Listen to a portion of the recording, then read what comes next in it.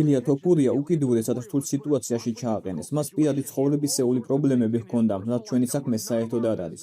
თუმცა ამ ყველაფერმა მაინც იმოქმედა. საქმე იქამდეც კი მივიდა, რომ ნამდვილი კაცივით ილიამ ორგანიზაციაში დარეკა და ქამრის დათმობა სცადა. მას სურდა 155 ფუნტის ქამარსაც ისე მოპყრობოდა, როგორც 145 ფუნტის, რათა სხვასაც ჰქონოდა თავისი ოცნების ასრულების შანსი.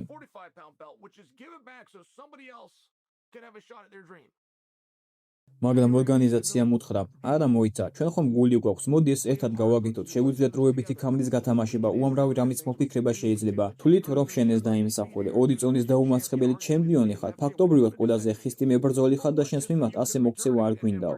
და ეს ყველაფერი ერისთვის უბრალოდ რომ დაბრუნდე და იმავე წერტილში აღმოჩნდე. ბევრი თვალსაზრისით ამ გადაწყვეტილებამ, რომელიც ძალიან ცივილური იყო, ორგანიზაციასა და ილიას შორის მისი დაბრუნება დააჩქარა. სწორედ მაშინ, როცა მათ ქამრისგან მიღებაზე უარი თქვეს და უთხრეს: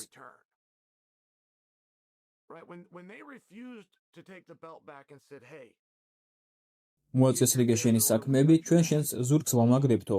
ამან მასში ემოციური მუხტი გააჩინა და თქვა: მაშინ მეც მინდა დავუბრუნდე და ორგანიზაციას დავეხმაროო.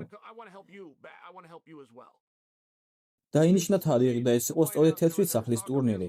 იყო საუბრები ისლამზე და კიდევ უამრავ სხვადასხვა ვარიანტზე, თუმცა ილიამ თქვა: მე მანდ ვიქნები, რაც არ უნდა დაგჭირდეთ, გამბოვალ, რომელ წონაშიც გინდათ იქ ვიჩხუბებო.